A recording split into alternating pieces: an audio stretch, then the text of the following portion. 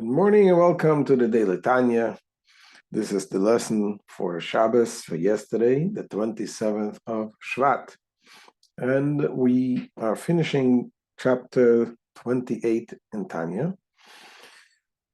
The Alter Rebbe is talking about this, continuing the theme of being happy, serving Hashem with happiness, and dealing with all types of scenarios and situations that may interfere in the happiness. And in this chapter, the Alter Rebbe was talking about the problem with people who in the middle of the prayer, they come all kinds of strenuous thoughts that interrupt their prayer, what to do with it. And the Alter Rebbe continues here and tells us that some people make a mistake in thinking that if you pray and all of a sudden you have some bad thoughts, strange thoughts coming to you, that means that the whole prayer is not worth it. That means that you're not really, it's sincere in your prayer. Because otherwise, how could you have bad thoughts in the middle of praying? And Alter Rebbe says it's not true. It says it would be true if it would come from the same place. If we have one soul, and when you're busy praying and all of a sudden bad thoughts come, that means that you're not really busy praying. But the fact is it's not coming from one place. It's two souls. We have two separate souls. We have the godly soul that tries to overcome, control the body, the brain and the thoughts and everything, and to do the right thing. But at the same time, we also have the animal soul that tries to drag us down. So therefore, what are you supposed to do? Just keep doing what you're doing. Ignore it, push it away. You know the story with Yitzchak and Rivka. They didn't have 10 children for 10 years. They prayed, and Hashem answered the prayer, and Rivka became pregnant with twins. But she didn't know it was twins. And the Torah tells us that she was very disturbed because of what was going on within her. What exactly happened? So our sages tell us that whenever she went by a place of a holy place, they study a place of holiness, they study godliness, Torah, the baby would want to come out, and then when it comes, she would pass by a place of idolatry, and again, she would feel the baby kicking want to come out. And that disturbed her terribly. She knew she's the wife of Yitzchak, she's Rivka, the mother of the Jewish people, the future nation. And all of a sudden she sees that the baby is going in both directions. And she went to the prophet, and the prophet told her, don't worry. You have two different children in your womb. You have two nations. And this, Hasidus explains, represents the struggle within each of us. That we have two nations, we have two souls within us struggling to take over our body, to take over our faculties, the thought, speech, and action. So that's why when you see, we can use this and understand in every area in life, not just doing prayer, doing mitzvahs. Sometimes you see people who they're acting not in a good way, and then all of a sudden they act in a good way, and you say, what? This is a fake, this is a phony.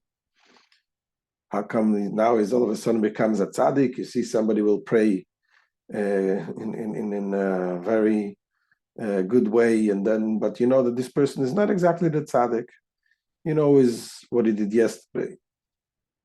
Where and you think, what, this is hypocrisy? And the answer is no, it's not hypocrisy. There is a struggle within each and every one of us. Sometimes the good side wins, sometimes the not good side wins. We, of course, have to make sure that the good side should win as much as possible. And therefore, Alter Rebbe says, even if you're doing the prayer, you have bad thoughts, don't get discouraged. Keep at it. And if you feel that it doesn't help, then turn to Hashem and beg Hashem for help, that He should help you remove the bad thoughts. So let's see inside what the Alter Rebbe says in today's Tanya, in yesterday's Tanya from the 27th of Shevat.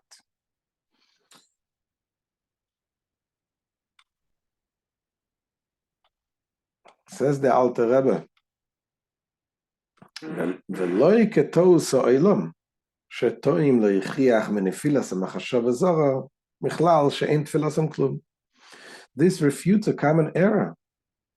When a foreign thought occurs to some people during prayer, they, or the people, they mistakenly conclude that the prayer is worthless. And what is their argument? For if one prayed properly and correctly, so they mistakenly believe, no foreign thoughts would arise in his mind. Says the Alter Rebbe, that would be true if we're dealing with one soul. Those thoughts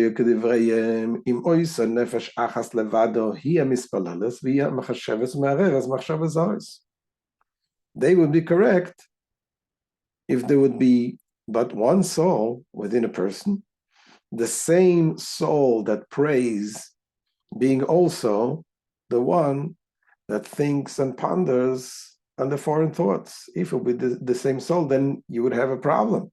That means that it's not sincere. You're not really praying.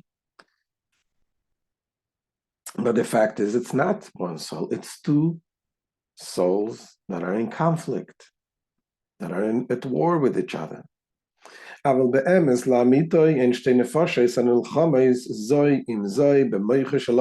in fact, there are two souls, each waging war against the other in the person's mind. So being that this is the case,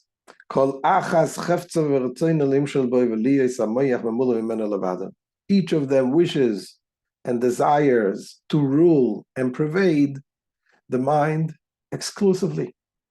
The godly soul wants it exclusively, and the animal soul wants it exclusively.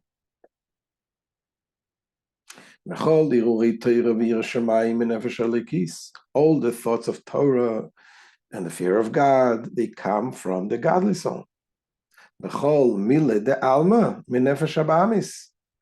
all the thoughts of worldly matters, they derive from the animal soul. So, if that is the case, then what's the problem? Let the animal soul, why does the godly soul care what the animal soul thinks? Says Alter Rebbe that the problem is that it dwells within the same brain. Actually, except that the godly soul is clothed within the animal soul. So therefore, the godly soul cannot ignore foreign thoughts rising from the animal soul, and thus, foreign thoughts disturb one's devotion in prayer.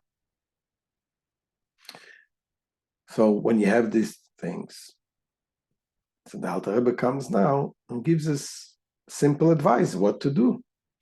So the Alter Rebbe says, just like if you're in the middle of prayer, let's say,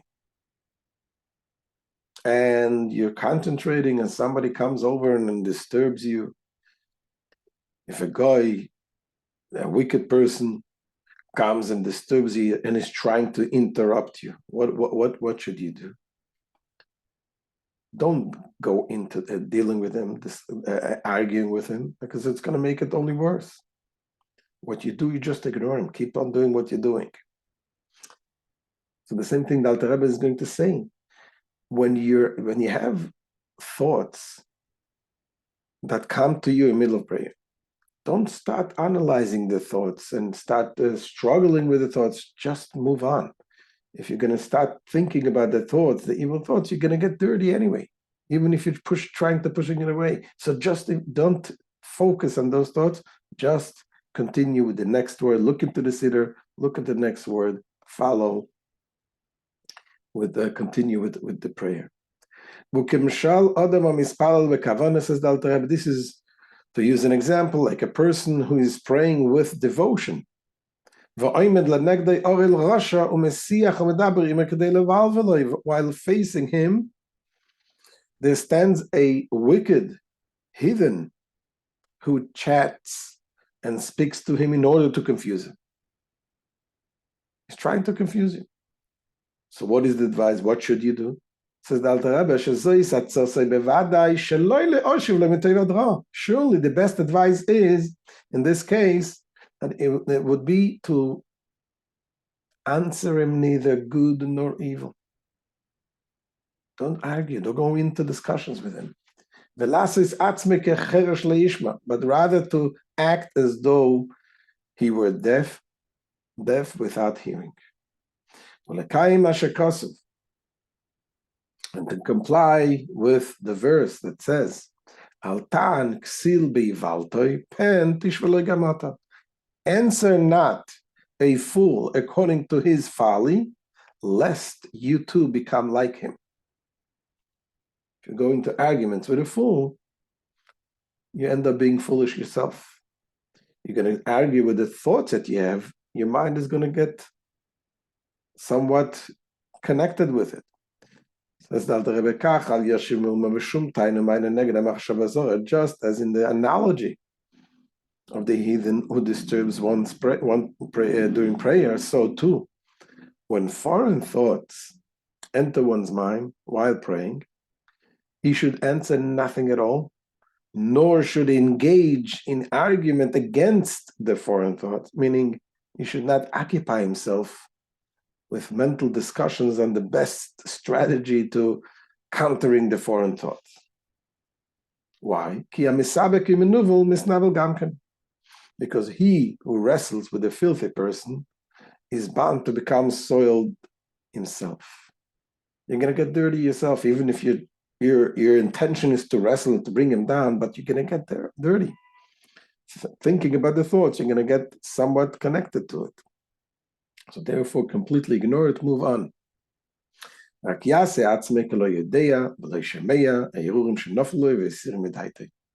Instead, he should pretend not to know, nor to hear the foreign thoughts that occurred to him. Should dismiss them from his mind. He should dismiss them from his mind completely. And strengthen still more the power of his concentration. Now says the Alter Rebbe, what happens if you try to push it off? And you just can't, it just keeps entering your mind. So the Alter Rebbe says, then you turn to God and ask God in your mind. Ask God to help you to get rid of this.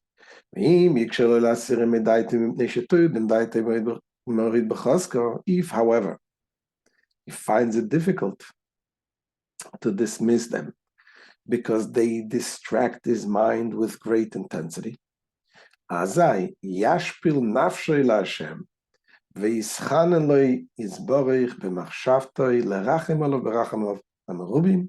Then he should humble his soul before God and supplicate him in his thought to have compassion upon him in his abundant mercies.